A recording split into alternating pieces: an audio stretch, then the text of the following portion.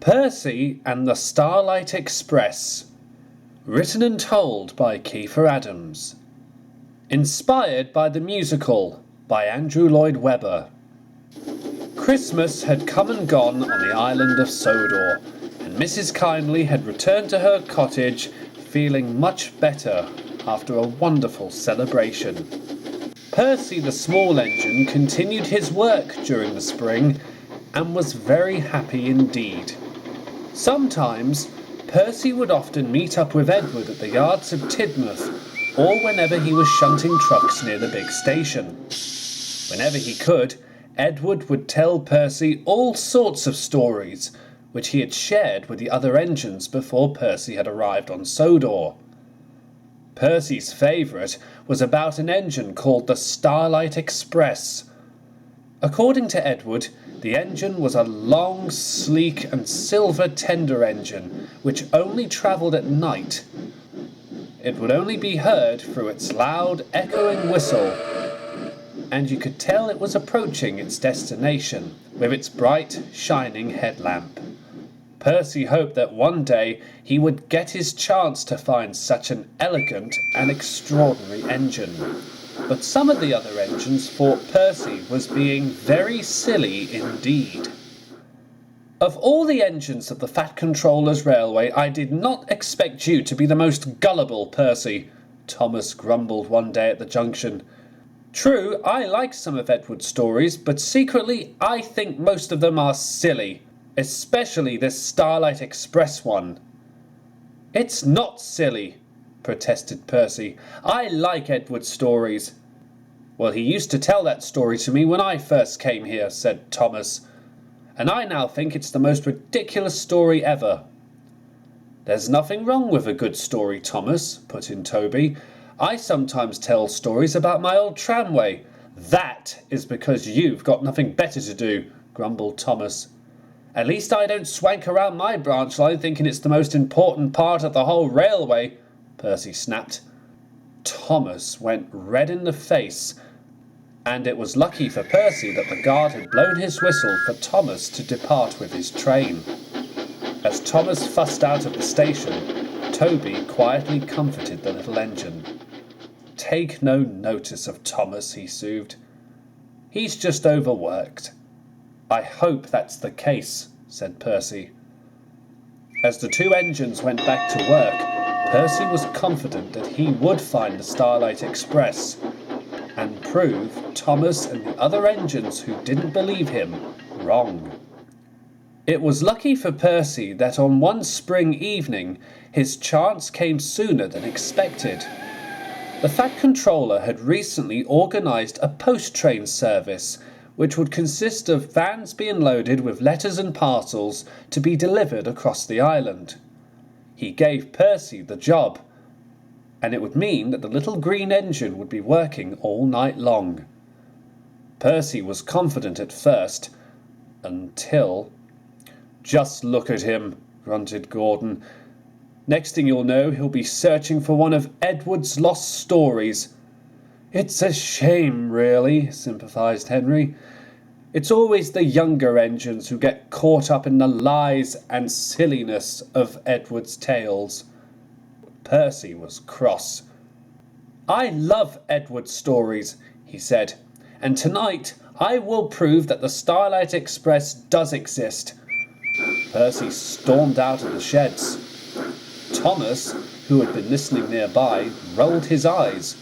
Gordon and Henry muttered amongst each other, and Edward remained silent. Oh, Percy, he sighed quietly. Percy worked hard well into the night. He actually enjoyed pulling the mail for the first time, and was hoping to request to the Fat Controller to pull it more often. Dawn was breaking by the time Percy had finished and was making his way back to the yard. But then, as Percy got closer to Tidmouth station, he was surprised to see a pair of headlamps glowing in the distance. Percy stopped suddenly. Come on, Percy, urged his driver. Keep going. What's that up ahead? Percy exclaimed. His driver was about to reply when Percy suddenly started backing away. "Stop! Stop!" wailed his driver. "You're going the wrong way." "It's the Starlight Express," Percy realised, "and it's come to see me. We must go back to the next station to greet it." Percy's driver was rather confused, but Percy had already started backing up to the next station, where he waited for the Starlight Express to pull up at the platform. Percy waited with bated breath as the headlamps got closer and closer.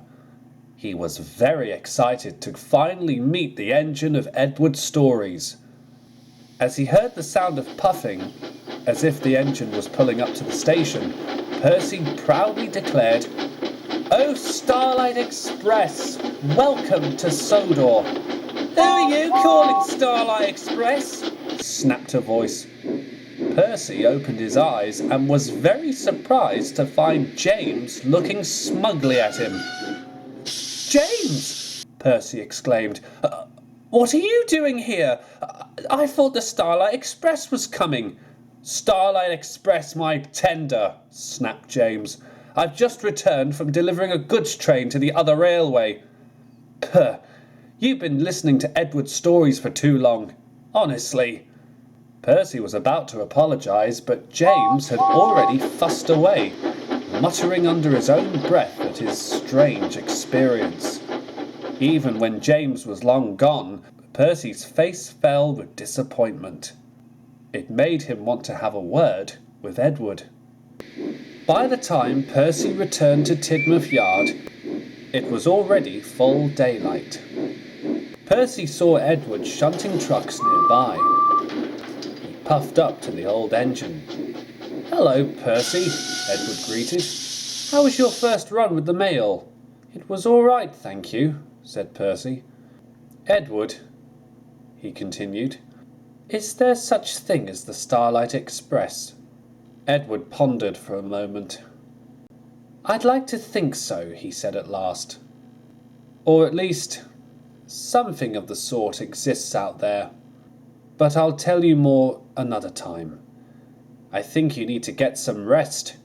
You've worked hard all night, you know." Percy smiled warmly.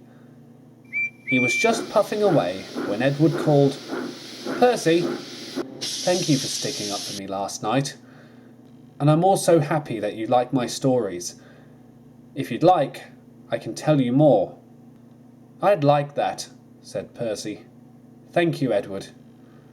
Percy then puffed to the sheds to get some sleep. Edward chuckled to himself. "Will you ever tell Percy that it was just a musical that I saw with my children?" asked his driver. Edward looked back as Percy was just backing into his berth. "Someday, Charlie," he replied. "Someday." And smiling warmly, Edward left the yard and went back to work.